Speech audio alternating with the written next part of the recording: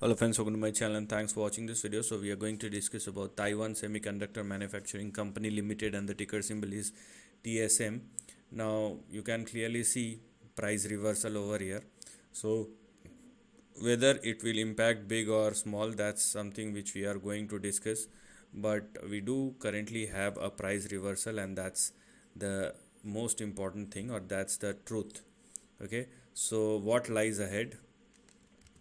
To understand that, we have these two levels representing our support and our target or resistance. So we have 213 and we have 233.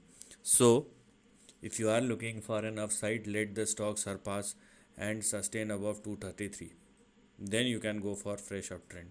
With the current positioning of this particular stock, what you can expect moving forward, by the way, this stock move very slowly. So there are two possibilities. Okay, the first possibility is you're gonna find your next potential support somewhere near or somewhere in between 91 and 119.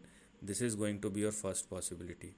The second possibility lies beyond or below this range in between 91 and 119. So the second possibility is the stock may, if it falls below 91 and 119, it may go somewhere in between 60 and $88. So these are some of the levels which one should look at as far as the next potential target, from where the stock may again started bouncing back.